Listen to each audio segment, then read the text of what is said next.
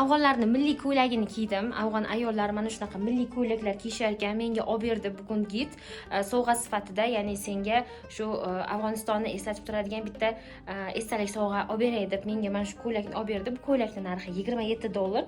Juda ham uzun edi va uzun bo'lgani uchun men uni kaltalattirdim. Erkak tikuvchilar bor ekan, shular qilib berishdi va mana baho beringlar, qanaqa chiroylimi o'zinglar.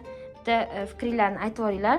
Bezaklari mana bunaqa bezaklar menga juda ham yoqdi. Chiroyli ekan, o'ziga xos bezaklari bor va albatta e'tibor berish kerak bo'lgan jihati mana bu old qismi. Bundan ham chiroyli ko'ylaklar bor edi. Aynan mana shu ko'ylak menga juda yoqqanligi uchun shuni oldim va buni ko'p endi hozir kiy olmayman, chunki hozir noyabr oyi, sal sovuqroq, ko'chada buni o'zini kiyib bo'lmaydi. Ustiga ham biror narsa kiyib buni kiysam ham sovqotishi mumkin.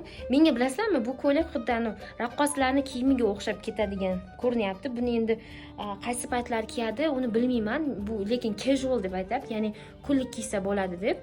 Agar orangizda afg'onistonlik ayollar yoki bo'lmasam afg'onistonlik o'rtoqlari bo'lgan, umuman Afg'oniston madaniyatini biladigan insonlar bo'lsa, albatta kommentariylar yozinglar. Bu ko'ylakni qaysi payt kiysa bo'ladi? Bayramlarda kiyish kerakmi yoki ishga kiyish mumkinmi? Shu haqida albatta fikrlaringizni yozib qoldiring va bu ko'ylak menga yarashibmi yo'qmi? Fikrlaringizni izohlarda yozib qoldiring. Afg'oniston haqida hali juda ham ko'p videolar bo'ladi. Albatta menga obuna bo'lib qo'ying, meni yo'qotib qo'ymang.